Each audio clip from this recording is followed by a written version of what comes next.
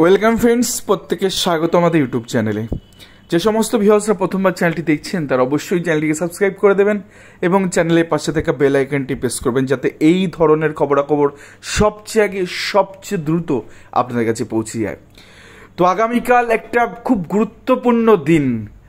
হাজার হাজার বঞ্চিত দাদা দিদি বন্ধু বান্ধব ভাই বোন যারা রয়েছেন, যারা দীর্ঘদিন ধরে একটা বড় লড়াই লড়ছেন, যারা দীর্ঘদিন অপেক্ষা করছেন স্কুল পাওয়ার জন্য, সেই কাঙ্ক্ষিত সেই অপেক্ষারত আপার প্রাইমারি নিয়োগ, যেটা নিয়ে প্রচুর দিন ধরে জলগোলা হচ্ছিল, সেই আপার প্রাইমারির মামলার ফাইনাল জাজমেন্ট কিন্তু আগামীকাল আসতে চলেছে। তো যাই হোক, আগামীকাল আমরা জানি যে এমন কিছু হোক, ঈশ্বরের কাছে এটাই প্রার্থনা করবো যাতে অন্তত এই মানুষগুলো যাতে স্কুলে পৌঁছাতে পারে খুব দ্রুত। তো দেখে নেবো কি আছে।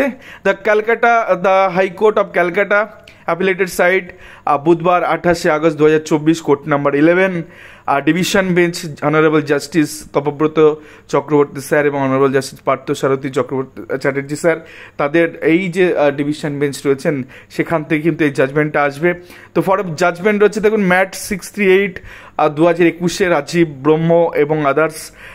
তো সেক্ষেত্রে versus the state of West Bengal and others. তো একাধিক এখানে ক্যান অ্যাপ্লিকেশন হয়েছে, এছাড়াও প্রায় 28টা মতন ম্যাট এখানে হচ্ছে এবং র্যান্ডামলি ক্যান অ্যাপ্লিকেশন হয়েছে।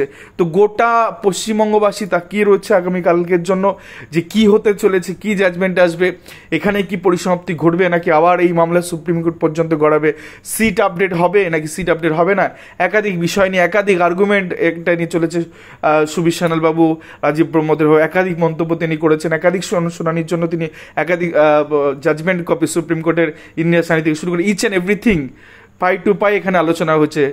তো সেই জায়গা থেকে আগামীকাল একটা খুব ভালো অর্ডার মহামান্য হাইকোর্টের তরফ থেকে আসুক এবং সেক্ষেত্রে যে সমস্ত যোগ্য বঞ্চিত যে সমস্ত প্রার্থীরা যারা দীর্ঘদিন ধরে মাটি কামড়ে লড়াইটা করেছেন তারা খুব দ্রুত স্কুল পাক, ঈশ্বরের কাছে এটাই প্রার্থনা করবো। তো যাক, এই ছিল আজকের আপডেট। আশা করি আপনারা প্রত্যেকেই কালকে মুখিয়ে থাকবেন, বেলা 2টোর সময় আদান প্রক্রিয়া সম্পন্ন হবে, তাকিয়ে থাকবেন। লাইভ স্ট্রিমিং হয়, সেক্ষেত্রে কলকাতার হাইকোর্টের এই যে ডিভিশন বেঞ্চে লাইভ স্ট্রিমিং আপনারা সরাসরি ইউটিউবে দেখতে পারবেন। তো সরাসরি নজর রাখুন আগামীকাল ইউটিউবে এবং সেক্ষেত্রে বেলা 2টোর সময় এই মামলার জাজমেন্ট যেহেতু আসবে, তো তারপরে জানা যাবে যে আদতে কোন কোন জিনিসগুলো নিয়ে এই অর্ডার কপিতে লেখা হলো। ধন্যবাদ সকলকে, ভালো থাকবেন, সুস্থ থাকবেন, অবশ্যই যোগ্য বঞ্চিতদের পাশে থাকবেন। ধন্যবাদ।